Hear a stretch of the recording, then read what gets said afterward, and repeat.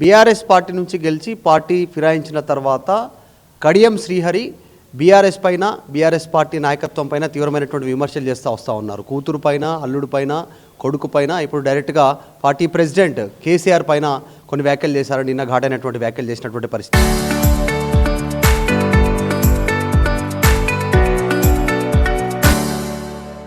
ప్రస్తుతం మనతో పాటు నన్నపనేని నరేందర్ ఉన్నారు, మాజీ ఎమ్మెల్యే, బీఆర్ఎస్ పార్టీ వరంగల్కి సంబంధించిన నాయకులు. మాట్లాడదాం.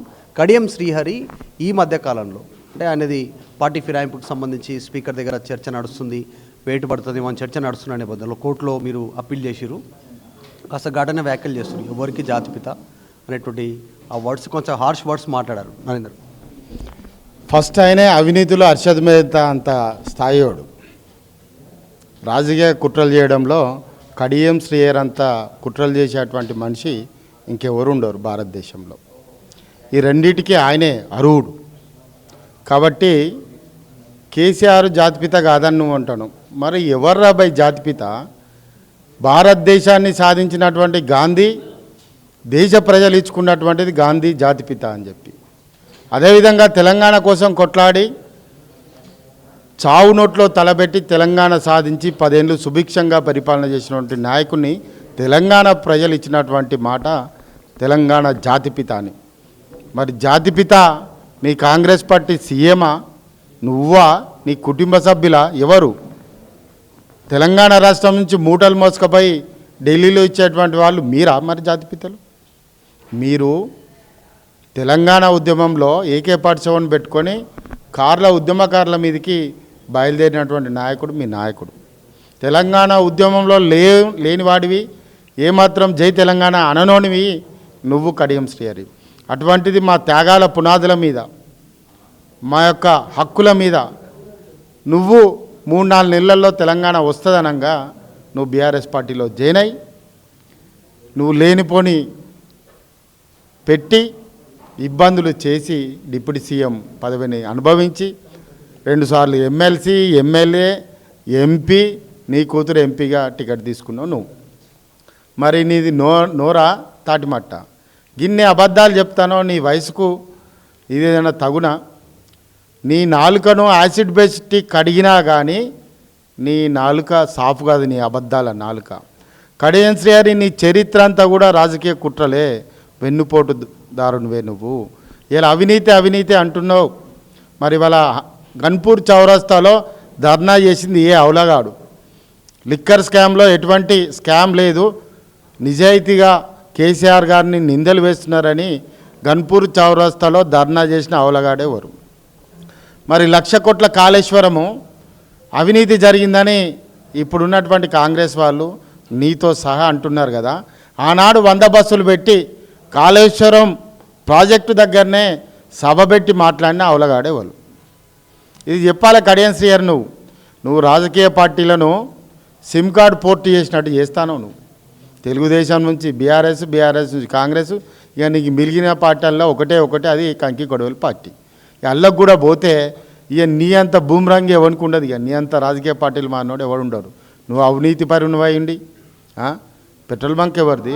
అవినీతి అంటారు మీరు ఆయన అవినీతి అంటారు. అవినీతిలో అందరిపైన కేసులు బుక్ అయినాయి అంటూ స్టేట్మెంట్ చేశారు. బీఆర్ఎస్ పార్టీకి సంబంధించి కవిత జైలుకి వెళ్ళి వచ్చింది, అరెస్ట్ అయిపోయిన కేసులు ఉన్నాయి, కేటీఆర్ మీద పేరున్నాయి, ఇప్పుడు కేసీఆర్ మీద కేసులు ఉన్నాయి అనేటువంటి స్టేట్మెంట్ చేస్తారు. రుజువు అయిందా అంటున్నా? అయిందా రుజువు? చెప్పండి. మనము ప్రజాస్వామ్యం మీద, రాజ్యాంగం మీద మన నమ్మకంతో ఇలా భారతదేశం కొనసాగుతున్నది. దాంట్లో ప్రైమరీగా ఎఫ్ఐఆర్లు అవుతాయండి. దాని మీద అనుమానాల మీద టేకప్ చేస్తారు కావచ్చు. ఇంకా కోర్టులలోనే ఉన్నాయి కదా, ఎక్కడైనా రుజువు అయిందా? మరి నిన్ను అడుగుతానా నేను, నువ్వు రాజకీయ వ్యభిచారి కాదాను? నువ్వు ఏ పార్టీలో తిరుగుతాను? నువ్వు బీఆర్ఎస్ బీఫామ్ మీద గెలిచి నువ్వు కాంగ్రెస్లో తిరుగుతాను, నీ బిడ్డ ఎంపీ కోసం నువ్వు తిరిగినావు. మరి నువ్వు రాజకీయ వ్యభిచారి కాదా? నువ్వు రాజ్యాంగాన్ని అవలంబిస్తున్నావా? ఉల్లంఘిస్తలేవు. ఎందుకు ఇంతగానం హార్ష్గా మాట్లాడుతుండు కడియం? ఏమని దీనికి రీజన్ ఏంది? వేటు పడుతుందనా, వేటు పడొద్దనా? కడియం శ్రీహరి మాట్లాడుతా అంటేనే ఆయనకు వెయిట్ లేనిది ఏది మాట్లాడు. కడియం శ్రీహరికి బరువు ఉండాలి. బరువు అంటే మీకు అర్థమైంది. ఆయనకు బరువు ఉండాలి. ఆయనకు బరువు పైసల రూపంలో ఉండాలి. ఆయనకు బరువు రాజకీయంగా ఉండాలి. రాజకీయంగా ఆయన ఎవరు దేక్తలేరు. ఎవరు దిగుతలేరు కాబట్టి ఆఖరికి ఇది మన ఏమంటారు కేసీఆర్ గారిని తిడతానైనా నాకు రెస్పెక్ట్ ఇస్తారు కావచ్చు అని అనుకుంటున్నాడు. కానీ ఆయనకు రాజకీయ బరువు దొరకదు అక్కడ. ఎందుకంటే పైసల బరువు కూడా దొరకదు. ఎందుకు దొరకదంటే మీ ముఖ్యమంత్రే పెద్ద జాజు, మీ ముఖ్యమంత్రి పెద్ద జాజు కాబట్టి నువ్వు అన్ని పార్టీలలో వెన్నుపోటు పొడిచి వచ్చినావు కాబట్టి జాజు నెంబర్ 1 ఆయన అయితే జాజు నెంబర్ 2 నువ్వు అవుతావు ఇప్పుడు. ఎందుకంటే ఆయన ఎన్ని కథలు పడ్డాడో ఏం చేసిండో ఇవాళ ఆ పదవిలో కూర్చున్నాడో మా అందరికి కూడా తెలుసు. కాబట్టి కడియం శ్రీహరి నువ్వు ఎన్ని మాటలు కేసీఆర్ నన్న సభ్య సమాజం నిన్ను తూ అంటే తప్ప వేరే అనదు. నీ వయసుకు గౌరవం ఉంచుకో. మాలాంటి వాళ్ళు ఇవాళ మాట్లాడుతున్నారంటే, ఇవాళ నోరిప్పుతున్నారంటే నీకెంత గౌరవం ఇచ్చినామో, ఈ జిల్లా ఎంత గౌరవం ఇచ్చిందో అంతా బొడగొట్టుకున్నావు నువ్వు. ఇవాళ నువ్వు ఎటు పడితే అటు మాట్లాడతావు, తిన్నింటి వాసాలు లెక్క పెడతావు. ఇదేనా నీ నీతి? ఇదేనా నీ పద్ధతి? నువ్వు చదువుకున్న విద్యావంతునివేనా? నువ్వు బీఆర్ఎస్ బీఫామ్ మీద గెలుస్తావు, నువ్వు కాంగ్రెస్ వెంబడి తిరుగుతా అంటావు. ఇదేం రాజకీయ వ్యభిచారం? నువ్వు రాజకీయ వ్యభిచారి కాదా? ఇలా నిన్ను వ్యభిచారి అనుకుంటే ఏమనాలి? జాతిపిత కేసీఆర్ కాకుంటే ఎవరు? నువ్వా?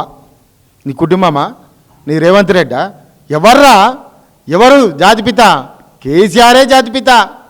అనుమానం సభ్య సమాజంకి వచ్చి నీ నోరు ఇంకో నోరు మొత్తుకోగానే అయిపోద్దా?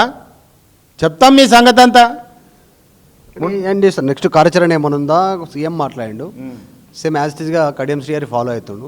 కొంతమంది మంత్రులు మాట్లాడుతారు, విప్పులు మాట్లాడుతారు, ఎమ్మెల్యేలు మాట్లాడుతారు, వరుసగా మాట్లాడుతారు. నెక్స్ట్ కార్యాచరణ ఏంది? అంటే ఇంత కౌంటర్కు కౌంటర్ అయినా మాటల రూపంలో ఏమైనా కార్యాచరణ ఉంటుందా? ఏమైనా పార్టీ ఆలోచన చేస్తుందా? మీరేమైనా ఆలోచన చేస్తారు? ఇట్లాంటి పిచ్చిన కొడుకులకు కార్యాచరణ ఏముండదు. వాడు అన్నదానికి టిట్ ఫర్ టాడు, కుక్క కాడుకు చెప్పు దెబ్బే ఉంటుంది తప్ప ఏముంటుంది? కేసీఆర్ జాతిపితే కదా, దానికేం కార్యాచరణ ఉంటుంది? జాతిపిత కాదన్నవానికి ఇదే సమాధానం ఉంటుంది. వాడు ఏం చూపిస్తే అది ఉంటుంది. టిట్ ఫర్ టాడు, కుక్క కాడుకు చెప్పు దెబ్బ అదే ఉంటుంది. ఎవడైతే కాదని అంటున్నాడో అవునని మేము 100 కారణాలు చెప్తాం. కాదా? తెలంగాణకు జాతిపిత కేసీఆర్ కాదా? వీళ్ళు వీళ్ళు వీళ్ళు వీళ్ళ నోటుకుంటే చెప్పిన వాళ్ళు కాదా? వీళ్ళు మనుషులా గాడిదలా? వీళ్ళు చెప్పు. వీళ్ళ మాట వీళ్ళ స్టేట్మెంట్కు విలువలేదా? రాజకీయ విలువలు లేవు. కుటుంబమే మొత్తం రాజకీయము, వాళ్ళకు అవినీతి పరులు అని అంటున్నావు. మరి నీకేడికి వెళ్ళి వచ్చినాయి? నీ ఇల్లు కట్టించింది కేసీఆర్, వెంకటేశ్వర రెడ్డి కాంట్రాక్టర్ కట్టించింది కాదా నీ ఇల్లు? నీకు రెడ్ మిక్స్ది లేదా? నీకు గోదాములలో పార్ట్నర్షిప్ లేదా? 40 ఎకరాలు లేవా నీకు? ఇవన్నీ ఎడికి వెళ్ళి వచ్చినాయి? ఇవాళ నీ చెంచాలందరికీ, ఇవాళ నీతోటి వచ్చిన చెంచాలందరికీ ఇవాళ కాంగ్రెస్ పాత కాంగ్రెస్ వాళ్ళు కాకుండా నీతోటి వచ్చిన చెంచాలకు పదవులు ఇచ్చుకున్నావు. ఎందుకు ఇచ్చుకున్నావు? వాళ్ళు మళ్ళీ నీకు ఖర్చులు పెడతారు కాబట్టి. ఇదే కదా నువ్వు చేసే చెంచాగిరి. లేకుంటే నీదికి ఎక్కడిది, నీ బతికి ఎక్కడిది? చెప్పు.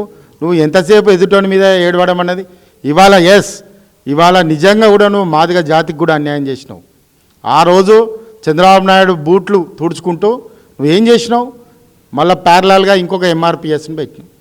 కాదా? ఇది చరిత్ర మర్చిపోతారా? ఇది చరిత్ర ఎవరు మర్చిపోతారా అండి? పోనీ వరంగల్ జిల్లాకు నువ్వేం చేసినావు చెప్పు. ఏం చేసినావు చెప్పు శ్రీహరి. ఏం చేయలే. నీకు నువ్వు ఏది బిల్డప్ బాబాయ్ అంటారు చూసిన, కడియం బాబాయ్. నీకు చెప్పేది ఇదే, నువ్వు బిల్డప్ బాబాయ్ లెక్క కడియం బాబాయ్. నీకు నువ్వు బిల్డప్లు ఇచ్చుకుంటావు. నేను నీతిమంతుడిని, నిజాయమంతుడిని, నాకంటే ఎవడు సత్యశీలు లేడు అని నువ్వు చాలా మాటలు చెప్పుకుంటావు.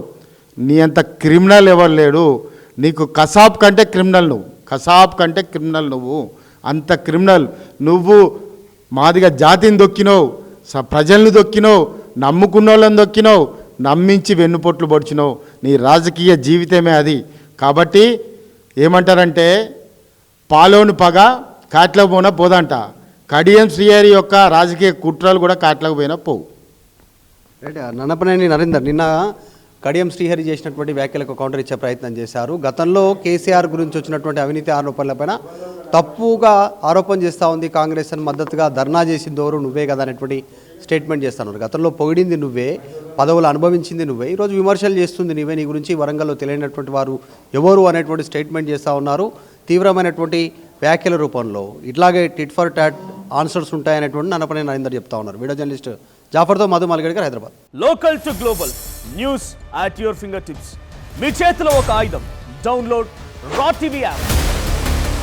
Media legend Ravi Prakash is back.